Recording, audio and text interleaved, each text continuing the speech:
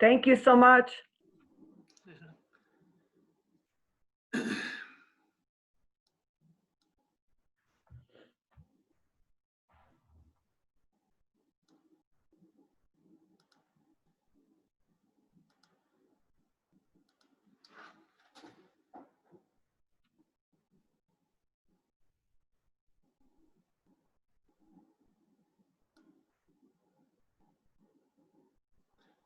Hi, folks. We're going to get started in just a couple of minutes. We're going to wait until about 9:03.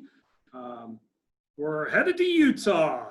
It's our national conference virtual field trip to Utah, the J.Y. Ferry Farm in Corn, Utah.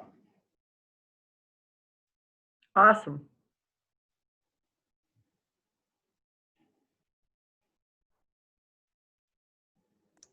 In Corinne, Kevin. Corinne. Oh my gosh. I've Yep. been saying that wrong the whole time. Right, Becca? Corinne, Utah. Yes, Corinne. Corinne. We've got lots of words. M-A-N-T-U-A. Mantaway. Yep. Yeah, Illinois, we have our fair share of Native American words as well, so that makes sense. Hey, Gracie, you are a co-host now, so if you will keep an eye on the waiting room, that would be great.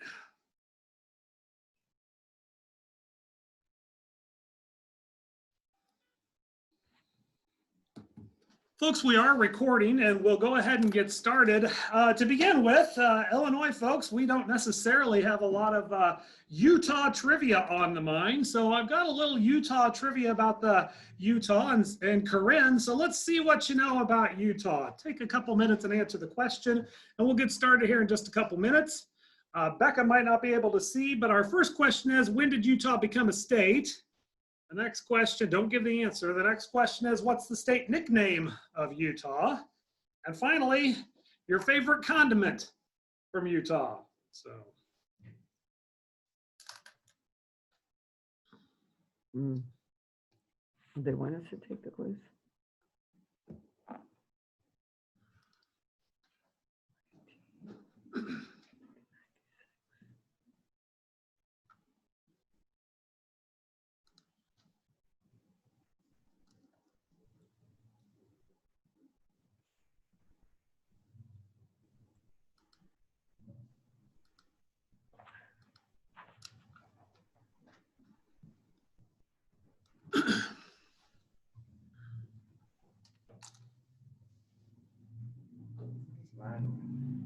People from all around.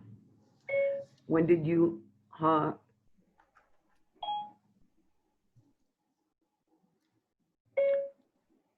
Okay, now you can't cheat by asking Siri the question on the poll. There's no prize there. You were supposed to be muted as you came in. If you're not, if you could mute yourself, that'll help.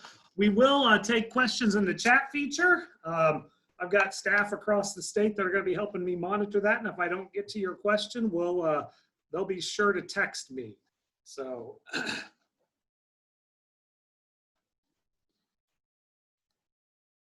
But as you're taking the poll, again, our poll is, what year did Utah become a state? What's the state nickname of Utah? And what's Utah's favorite condiment?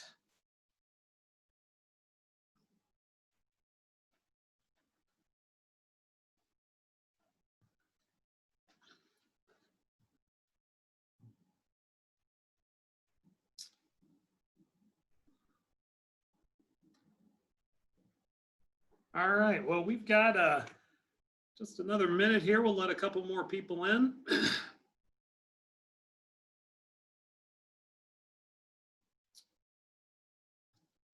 We are in competition with the National Ag in the Classroom virtual presentation. There's one that should have just finished, went from 8 until 9. And at 9:30, some of our Illinois people might jump off of this and jump on and watch the next 9:30 Central, watch the next National Ag in the Classroom presentation given by our State Teacher of the Year. So that's pretty exciting that we've got our Teacher of the Year doing a presentation. So Katie Buckley from Leroy, Illinois is giving that presentation. And it's Leroy, not Leroy.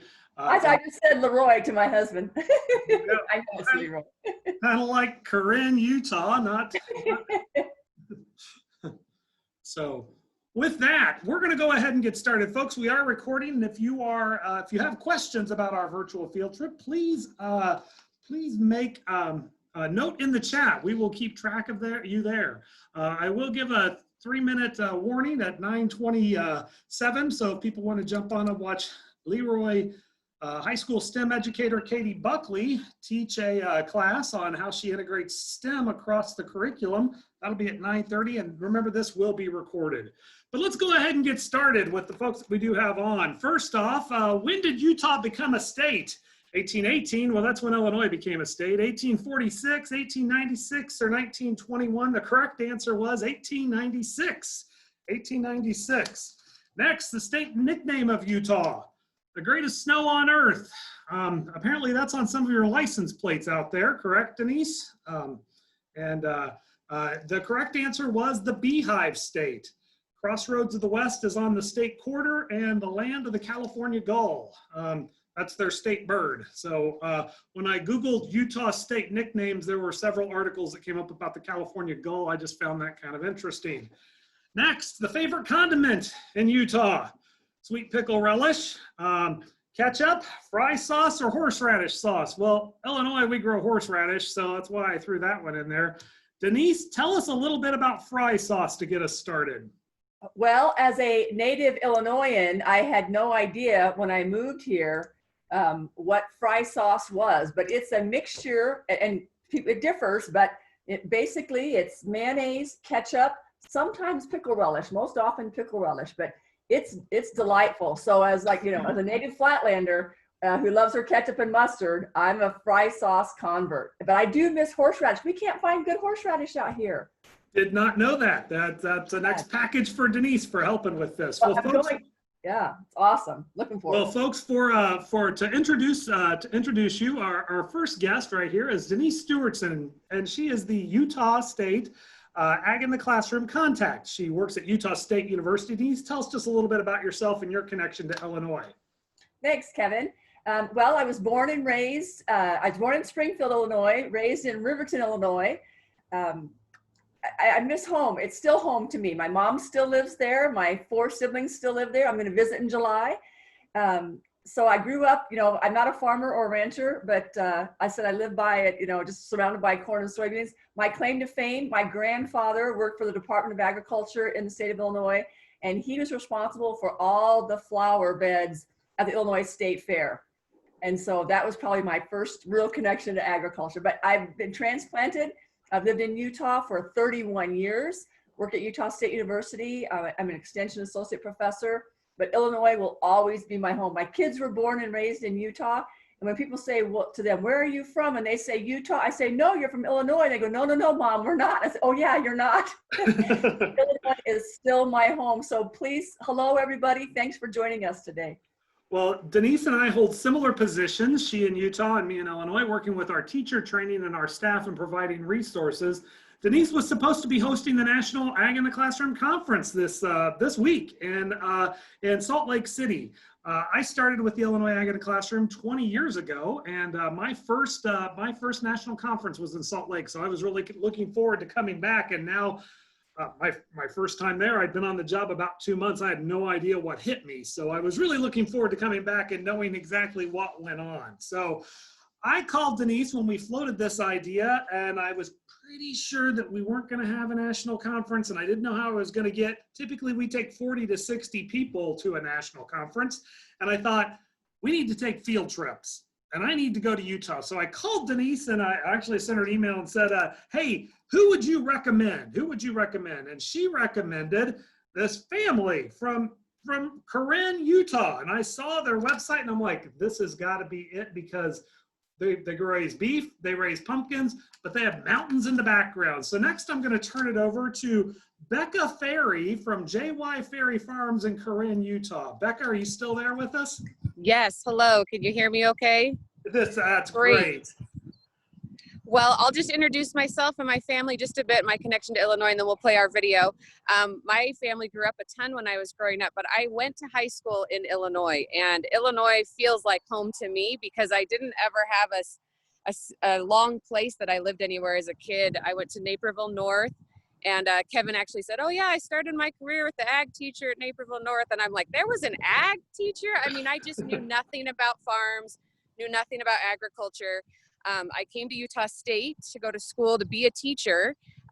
So go Aggies. And I met my husband, who grew up on a farm out here in Corinne. They've been here since, early 1900s. And anyway, this has been such a treat to be here with you guys, because as a former 5th grade teacher, as a former Illinoisan, as a farmer here, it's like a convergence of everything that I love.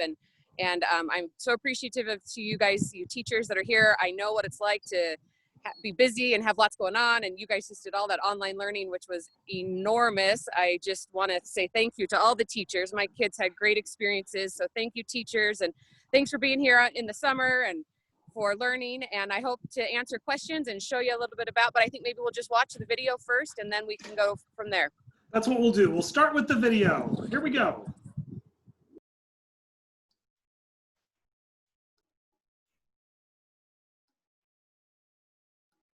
J.Y. Ferry & Son is an agriculture business located in Corinne, Utah. There are 4 main components to this business. There's a cow-calf operation, a farm, a feed yard, and a hunting business.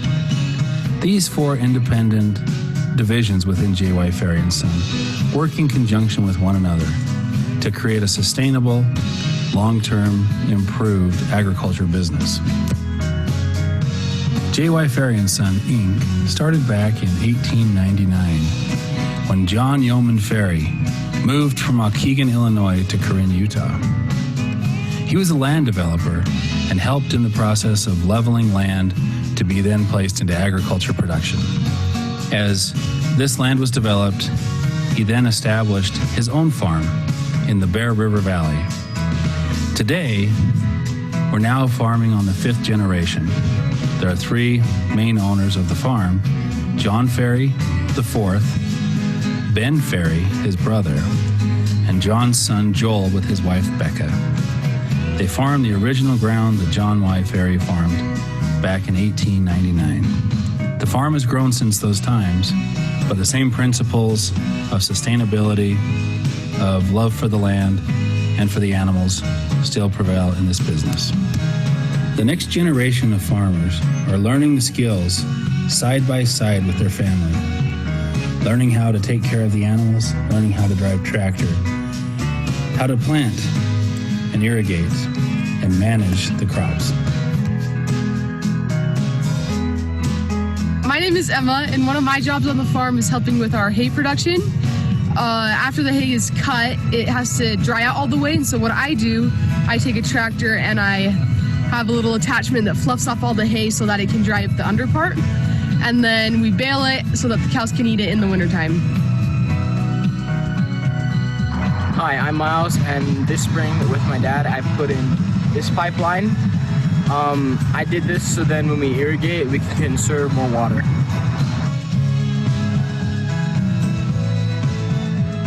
I'm Brigham, and I take wheat samples on the farm. Wheat samples are important so then we know how healthy the wheat is going to be.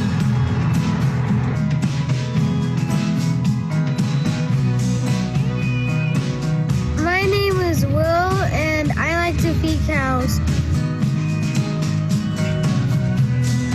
My name is Ray, and these are our cows.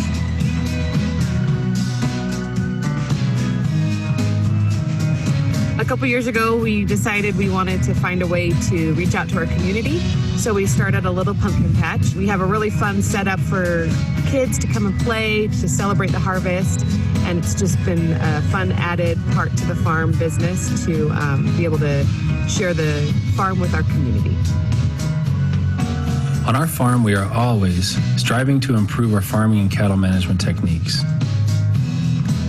We've received many different awards for their conservation, farming, and leadership efforts.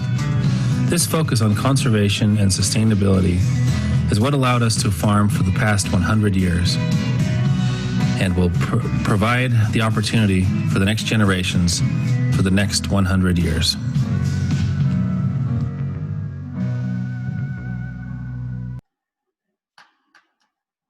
Perfect. Well, that's a great introduction. Becca is she featured in her videos.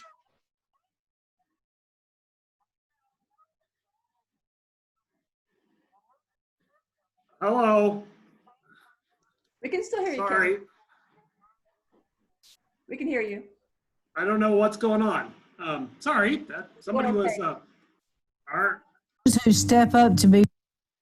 All right, there we go. That was me. So sorry, that was the next thing that came on. So we'll stop the share there, and we will go back to Becca. And Becca introduced to us her children, Emma, Miles, Brigham, Will, and Ray, and they play an important role in that. But first off, Becca, can you tell us a little bit more about your farm? Specifically the conservation and wetlands.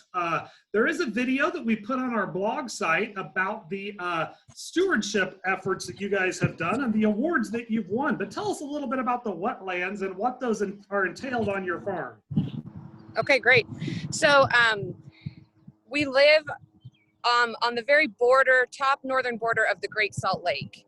And we have, you've got the mountains here behind me, but it is very flat in the valley. And so everything that you saw in those videos of like the water hitting the fields, it's all flood irrigated. We don't have any sprinklers. We can't rely on the rain. We only get like 13 inches a year. So we have these areas where there's standing water nearby where we are, these marshlands, these wetlands. And my husband is a duck hunter. He loves duck hunting. And so he wanted to be able to, we actually started our career working for a bank. His degree's in economics, and he wanted to come back to the farm, but he needed to be able to be profitable. We couldn't just suck money off the farm. We needed to find a way to add value. And so for a number of years while he was still working at the bank, he came up and worked on wetland development areas, areas that we were able to bring water into that had been not used for anything, to build ponds. We're a great flyway zone for the migrating birds through the year. And so that was sort of the beginning of this big effort and push. But, the thing that we always say about farmers is we're the first environmentalists. We have to, this land behind me with these pumpkins growing, I need to do everything I can to have the cleanest water, the best soil, the most healthy pumpkins. So I'm only going to do practices that will create the best environment for the farm or for the animals or for the water, because those are the resources that we use. We know that, we rely on the earth's resources. So, every farming practice has that sort of sustainability in mind, being able to continue to use the land to its best ability. And so our practices show that. But this development of wetlands, and then the next thing that really is unique to what we have started here, there's an invasive weed species called Phragmites that gets really tall. It reminds me of corn, and it just takes over wetland areas. And we trained our cattle herd, our Black Angus cattle were raised for beef. We trained them to eat it, and they just eat it to the ground. And then it opens the water back up, which allows the birds to come back in and use the water.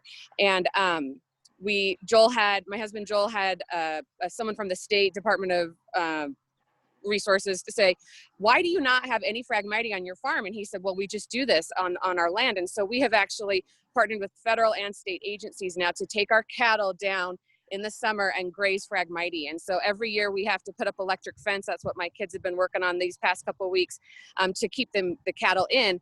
But in the past, these agencies have either burned or sprayed those weeds because they are invasive and because they want the wetlands to open back up.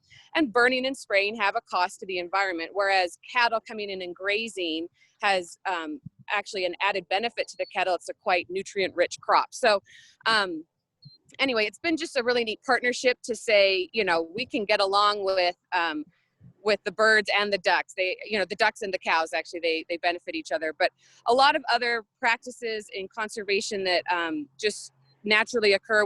We often farmers will want to till up the ground because it, cleans out the dead the growth from, the corn or the wheat or whatever from last season.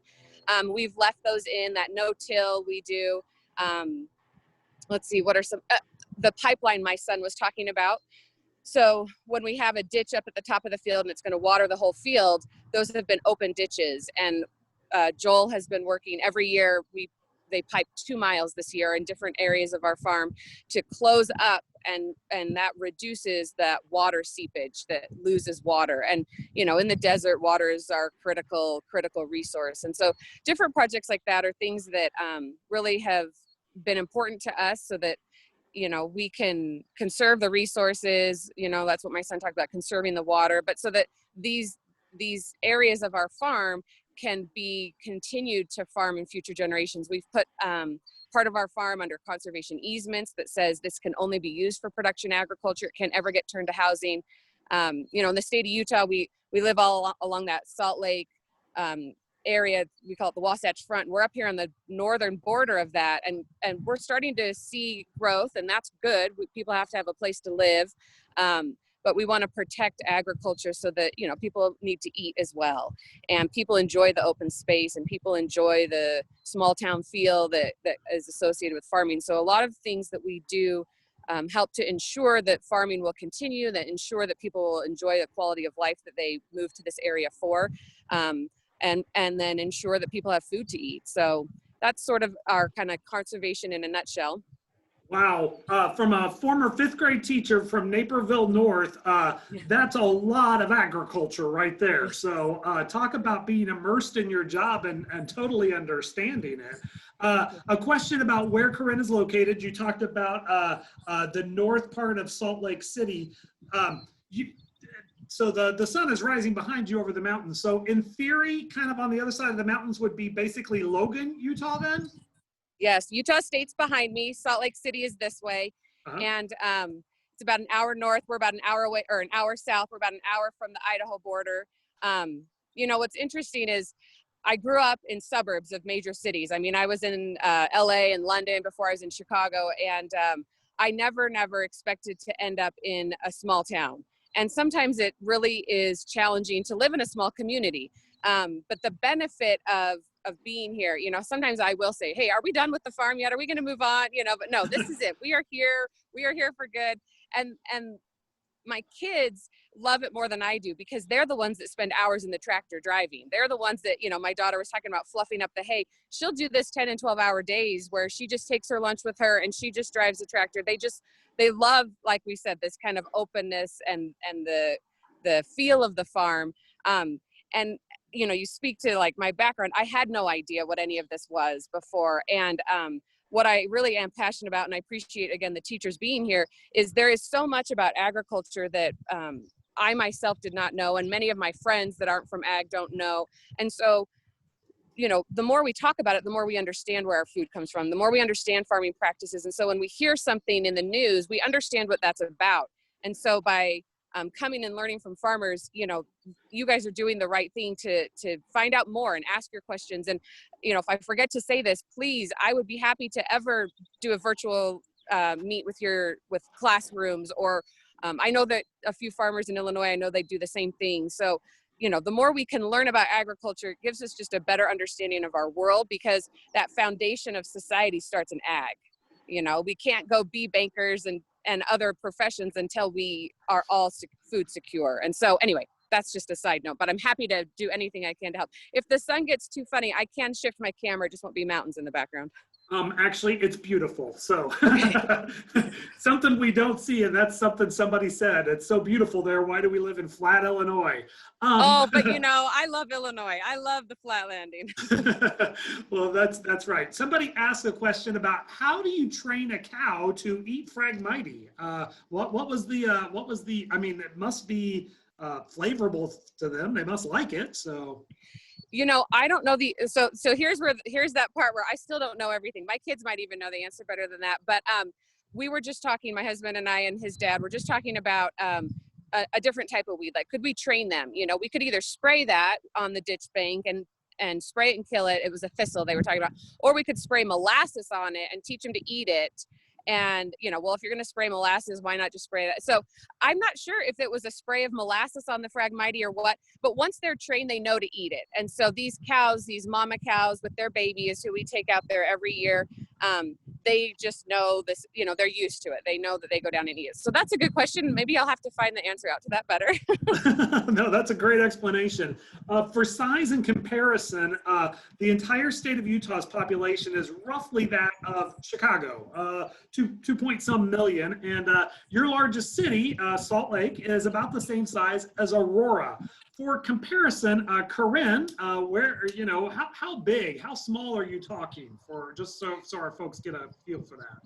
Yeah, I am not a number sense person, so we're smaller. Maybe Denise knows, but we're I think Brigham City, which is the big town nearby, is like 30,000 people, but small. There are smaller parts of the state. Like I said, we live up on this mountain range where we're still connected to the Wasatch Front. Southern Utah guys have much smaller communities than we do. The Southern Utah guys have a lot of, when they raise cattle, they have a lot of, or even sheep, rangeland that's on our federal government. And so one thing that I know, sometimes people in the Midwest aren't as familiar with, Utah is owned, 67% of Utah is owned by the federal government. And so it's either national parks, which are beautiful, come visit the national parks and come see our farm if you're out in Utah or ever, but also just sort of unusable land that people range on, the Bureau of Land Management land. So much of our land is owned by the federal government or owned by the state government and is rented by ranchers for grazing for their cattle. And they've got to put in water tanks and things like that. And so, as an aside, we always hear how Utah is one of the lowest funded states for education in the country. And part of that certainly is we have a lot of babies. I mean, I've got 5 kids that are going to school, but because there is no property tax paid on land that the government owns, we don't see that revenue stream that other states do, because there maybe only 1% is owned by the federal government. And so part of that discrepancy, when you hear how low our funding for education is because of who owns our land. And so, if the state owned it, we'd be in the same situation. But anyway, we are just a desert, it's Nevada, Arizona, Utah, New Mexico. We just have so much owned by the federal government, which is fine, but that is why our numbers are down.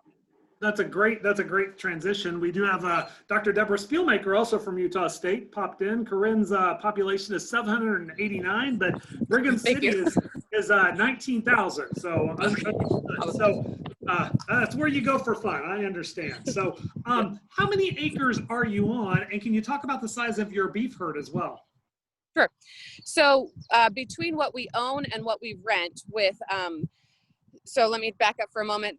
Duck hunting, I mentioned that because we are on this border of the Great Salt Lake and these marshlands, there are a few duck hunting clubs nearby us, and we rent out their ground to farm and graze in a way that brings the geese and the ducks to want to come to the land. So it's a mutually beneficial setup that we have, as well as the state and federal lands that we will graze. We're running about 10,000 acres, and about 3,000 of that is planted. But again, some of it is rented, some of it is owned. So majority of what we own is rangeland for our cows. And so our cow herd is about 1,100 mama cows that have a baby every spring. They have a 9-month gestation, just like women. My father-in-law would always compare my mother-in-law to the cows when she was pregnant, and I was getting a lot of trouble for that, because you don't want to be compared to a cow when you're pregnant. So we have about 1,100 cows that are having babies. And you saw in the video my son bottle feeding a baby. And so let me speak to that for just a minute.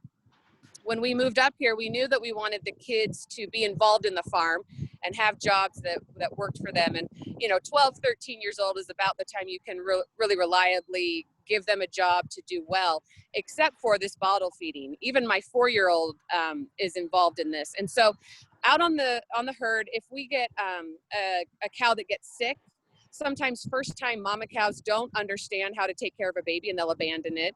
And if we have a twin, usually our Black Angus cattle will only feed one baby. They won't feed both.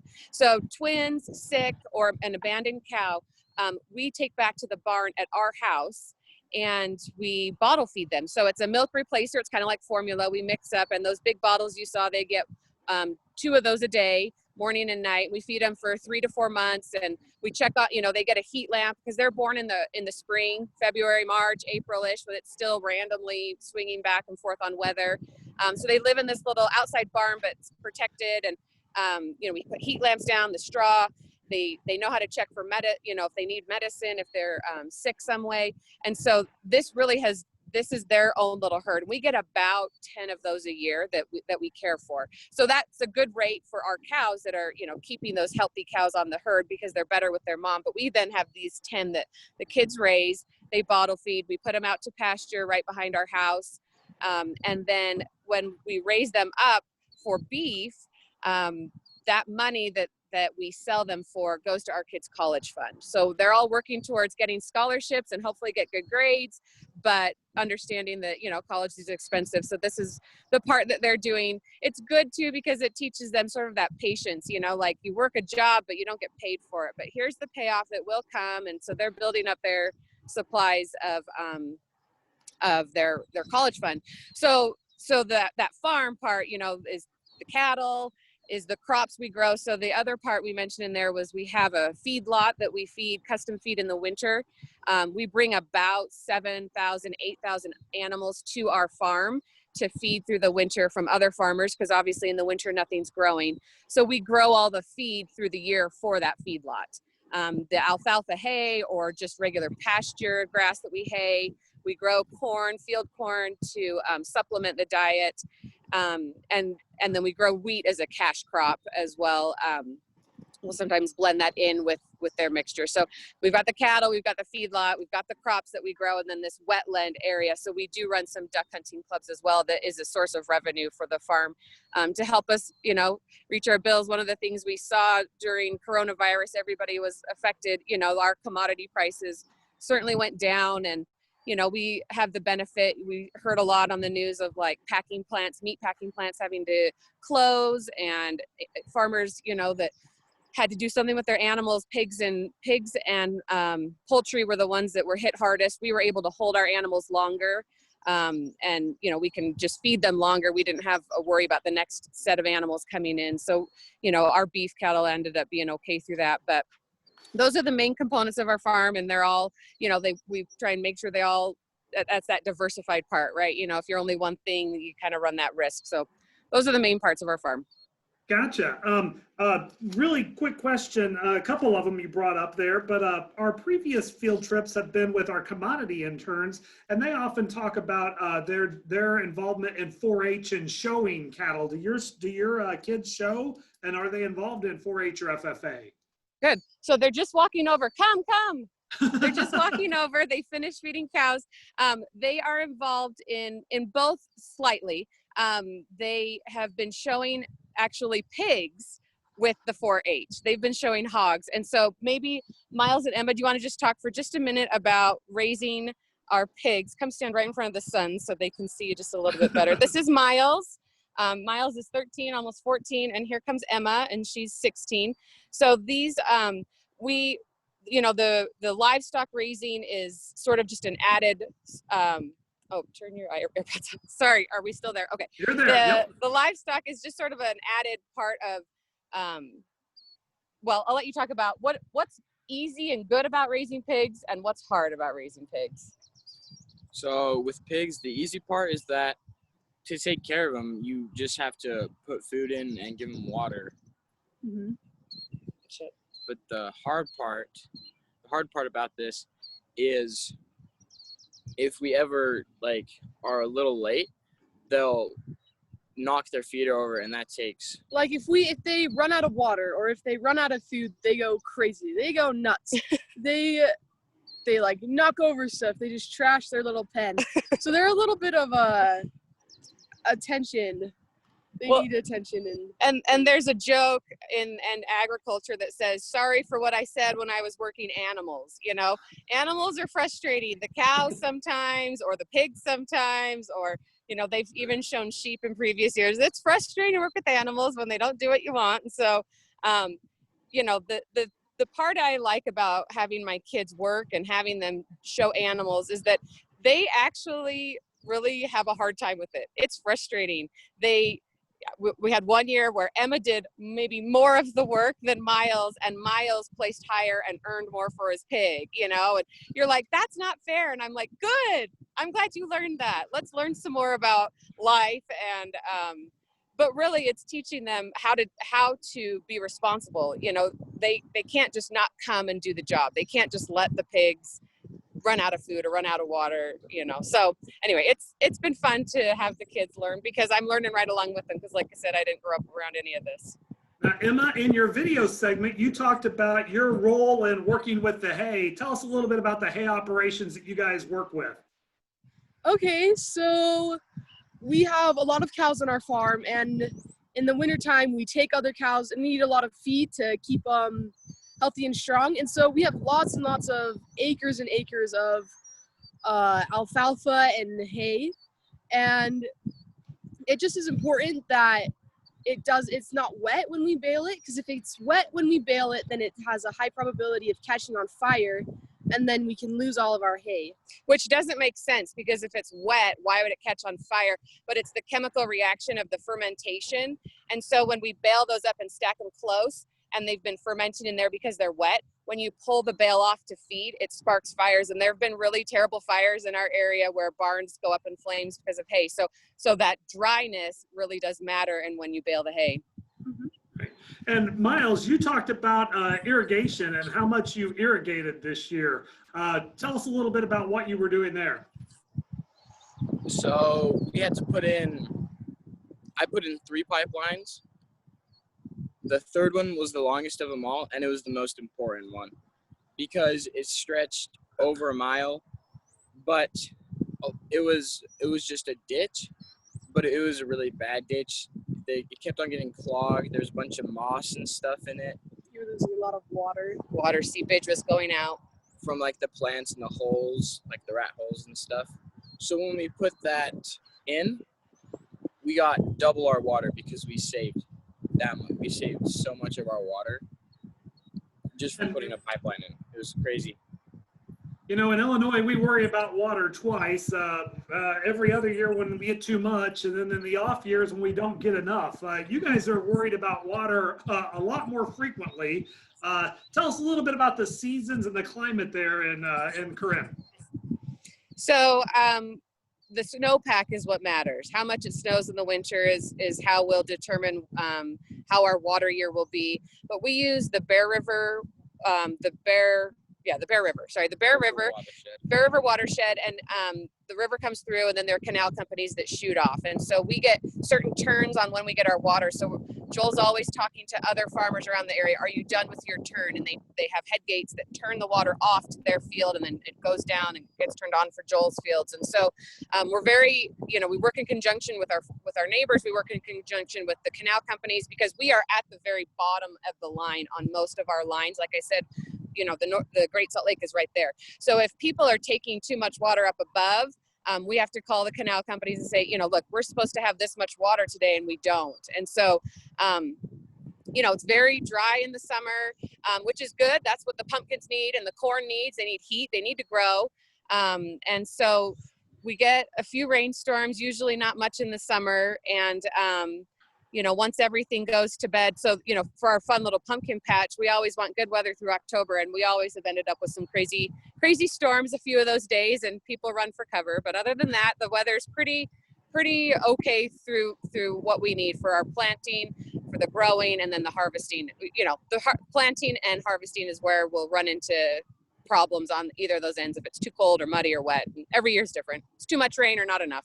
Same as you. Yeah, we're expecting storms this weekend, and we could get anywhere from 50-mile-an-hour winds and an inch and a half of rain, and then 10 miles down the road, or wherever one of my staff people, Gracie Weinzer, wherever she is, it won't rain at all. And her corn really needs it. So there isn't much luck. There isn't much luck with that. A question here about, you have a number of cows. Talk a little bit about manure management. And Becca, I want you to put back on your fifth grade teacher hat from Naperville North, and what you've learned about manure and manure management and the importance of it. So our manure management mostly matters in the winter when we bring all those animals in, because in the summer, spring, summer, fall, our cows are all out on pasture.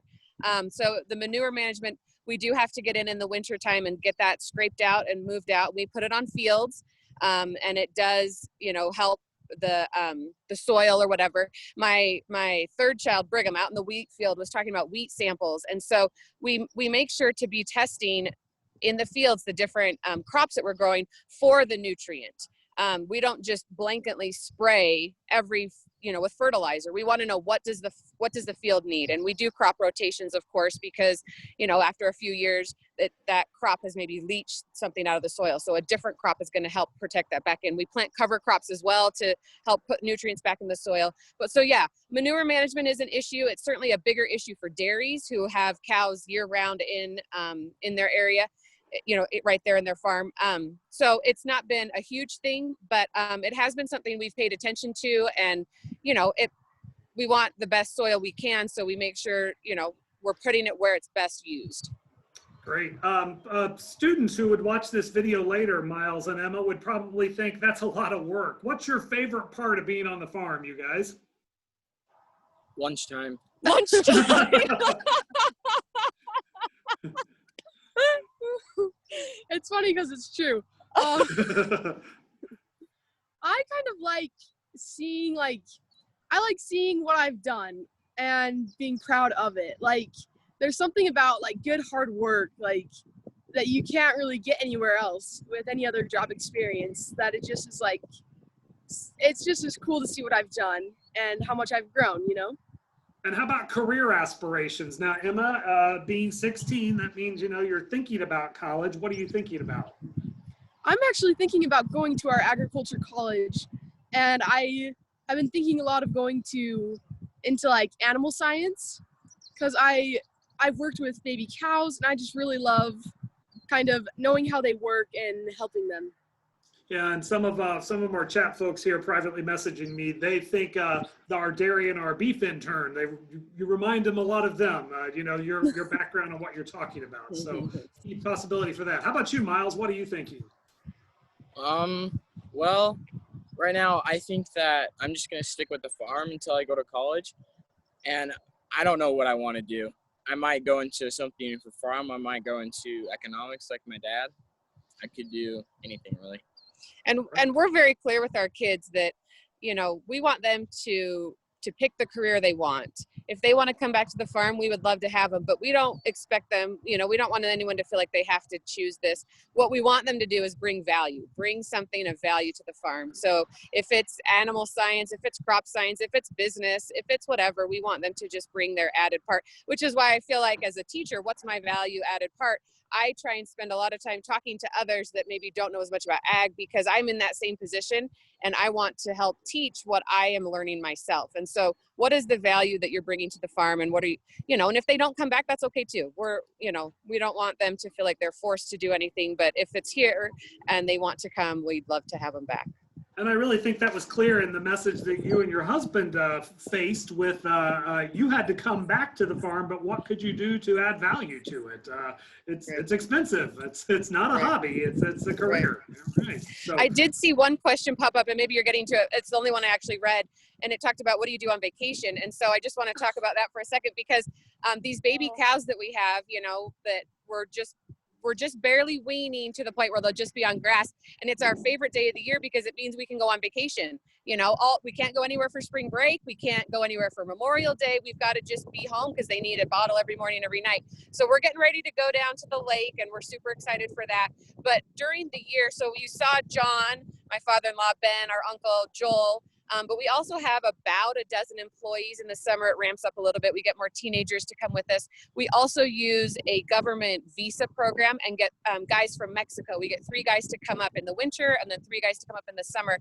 And they are in charge of a certain area of our farm. Our guys this summer are irrigating. They irrigate every field on our farm, and it is a 24-hour-a-day job with no days off. And they love to come. We've had the same guys back now a couple of years in a row. They earn a really great income for 6 months that they can take home to their families, and they're just here. They don't need to take a day off to go see family. They don't need to go, anywhere else. They're just here. And if they're off in the middle of the day because the water doesn't need to be changed, then they're off. But if they're up in the middle of the night, they're up too. So anyway, we have some really great help on our farm.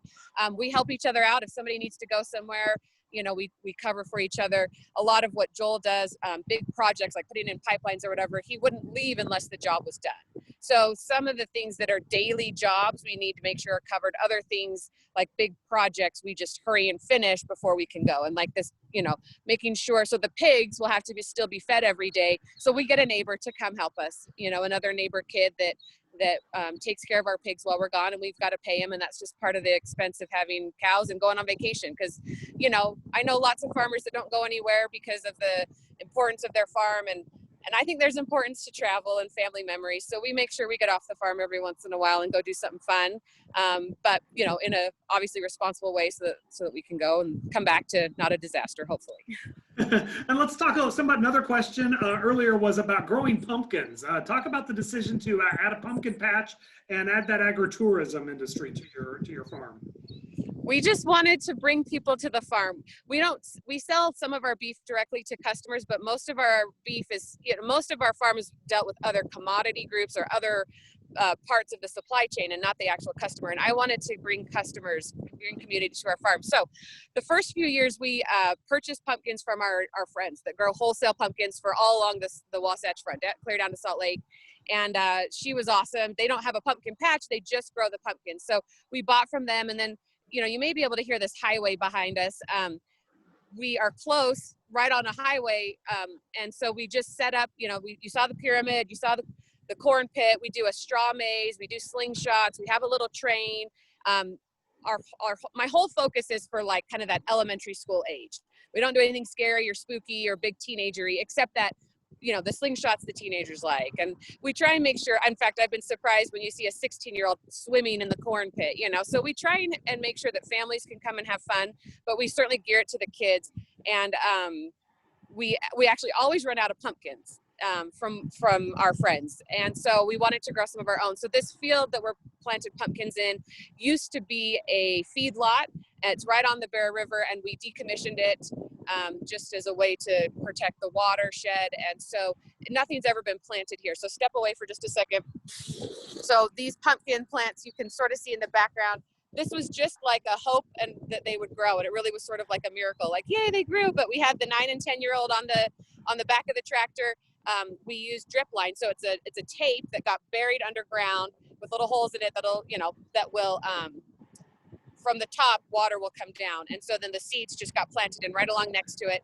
And so the 9 and 10-year-old did that. We planted 2 acres here is all it is. But, you know, we asked our customers, do you want, you know, the pumpkins out in the pumpkin patch to go pick, or do you want them already picked, kind of like the grocery store? And it's half and half, you know. So we wanted to provide something that customers would like to come out into the field, or those that want to just pick them that are already picked. So it's been really fun. The kids, this is part of that entrepreneurial spirit. I didn't go to that business college. I don't even know. So we're all just working it out together. I have Miles and Emma give me their opinion. What should we do about this? How much should we charge for that? What should our hours be? What do we deal about this? And so they've been really good, you know, kind of learning the ropes of business in case that's something they care to go into. 2 acres is still a lot of pumpkins, guys. It is a lot. No, it was a rough day. It was a rough day. We got milkshakes when we were done. Illinois, just so Emma and Miles know, we are the pumpkin capital of the world. We grow more pumpkins, but that's because our land specifically around Peoria in central part of the state, right along the Illinois River, sandy. So able to use that sandy soil kind of like what you're doing there. So yeah, so with that, I know you guys have to go. You needed to sign off a little bit earlier. We really want to thank you guys. We're going to keep Denise on for just a couple of minutes, talk a little bit more about Utah, but we really want to thank the Ferry family.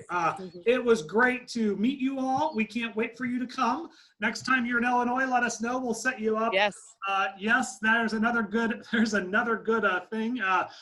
We need to match her up with the Pratt family right off of I-80. Right off of I-80. Oh yeah, great. Yeah. You'll know how to get there, so we can get you. Yeah, we know I-80. An open invitation if you're ever in Utah, please, really do look us up, email me. We'd love to host you for a real farm tour. We wish you could have taken you around everywhere. And again, if you'd like to hook up with me or anybody else in Utah, Denise, I'm sure, can help you set you up with people. We'd love to host you. We'd love to be a part of your agriculture. Thank you, teachers, for getting on today. I know it's, you know, it's your summer, but thank you for doing that. We appreciate you. Thanks for having us. Well, again, thank you very much, Ferry family. We really appreciate it. So Yep. Best wishes the rest of the summer, and enjoy your time away at the lake. So Awesome. Thank you. We will. thank you. We'll stay on with Denis Stewartson and talk a little bit more about Utah and Utah agriculture. I think Denise is still there. Denise, you had a home run. Thank you so much. And She did it. She's awesome. The funny part about that for our folks, Denise didn't realize she had so many Illinois connections. And when I shared with Becca that Denise also has Illinois connections, she had no idea about you either. So yeah, Denise, if you could fill in. So they are just west of Utah. Can you talk west of Logan? Can you talk about more of those farms further south where there's more rangelands? That's something we don't see in Illinois. Well, it's interesting. Moving here from Illinois was so bizarre. I'll tell you, the first week I was here, I was born and raised in Illinois, and that's kind of all I knew. But we moved here back in '89. My husband and I were driving up Logan Canyon. We live right at the mouth of a beautiful canyon. We're driving up to Bear Lake, Idaho, and I see a cow crossing the road. And I said to my husband, "Oh my gosh, there's a cow out. Oh my gosh, we got to find the farmer." And I'm like, "Oh, how do we know who to call?" He's like, "Calm down. What's the matter?" I said, "The cow is out." And he said, "They're ranging up here." And I said, "What does that mean? And he's from Illinois. How do you even know that?" And so it's been a real learning experience out here because, as Becca mentioned, a lot of our land is BLM land. It's owned by the federal government, so farmers lease that land. And so Becca has beautiful rangeland out there. Now I live in a valley. I live in Cache Valley. So I'm in this valley. My chickens are going crazy out there. Sorry. I live in this valley.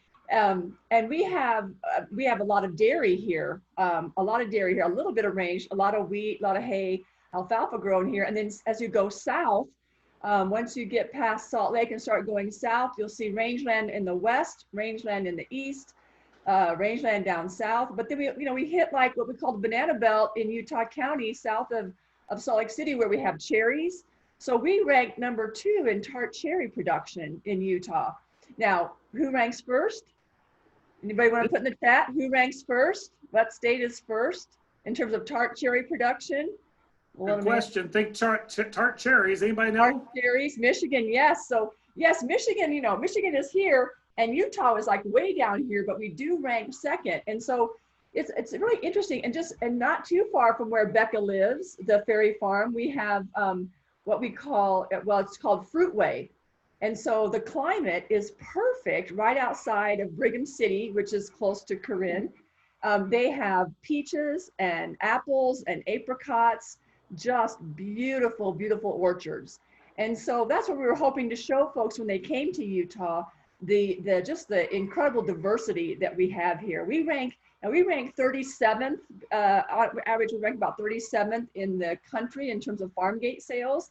And so you think, well, that's not very much agriculture. Well, for Utah it is. So relative to national, maybe not so much, but here in Utah, agriculture is very, very important to us, but the diversity is just outstanding. It's just so fun.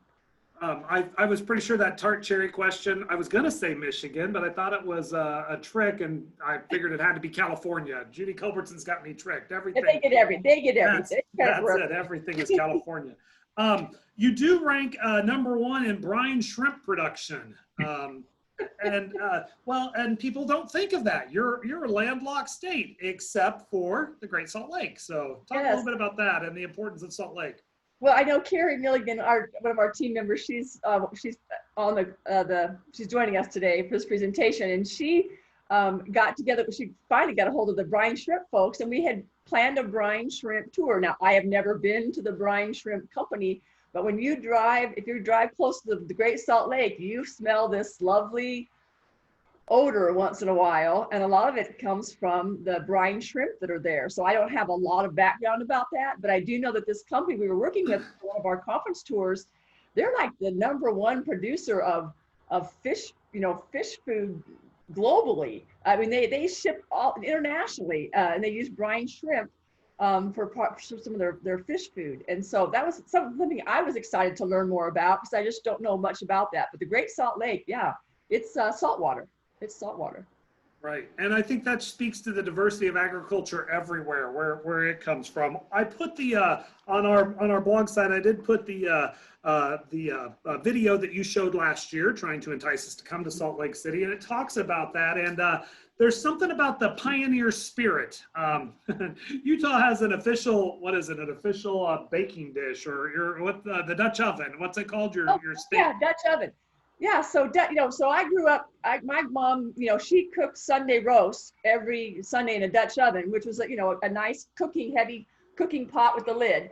Well, so when I came out here and I was like, oh, I cook Dutch oven, they're like, oh no, you don't cook Dutch oven. So Dutch oven here is a flat. It is a cooking kettle, and it's got a flat lid. And so you put coals. You take charcoal briquettes and you put coals underneath that Dutch oven and coals on top. In fact, I just celebrated a big birthday, and so my kids came from Salt Lake, and we cooked Dutch oven, and it's delicious. So we were hoping to also introduce folks when they came to Utah, learn about Dutch oven. So the food is quite interesting.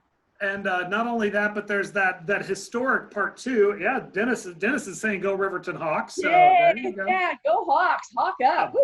Denise didn't say. I think Dennis is there too. Denise also went to Eastern, so she has an EIU connection as well. But not only that, but the Transcontinental Railroad. You spoke a little bit about Corinne and the history of the Transcontinental Railroad. Share a minute with us on that. So this is probably something you don't want to share with your students. But anyway, so the Transcontinental Railroad was coming through. In fact, I looked up an article just to make sure I had all my facts right. And sure enough, when the Transcontinental Railroad came through, the town of Corinne decided that they needed to provide some outlets for recreation for the workers and some of the people that were living in that area. So it was kind of interesting. They banned polygamy, which was fairly common in the day, especially in the culture and the religion here.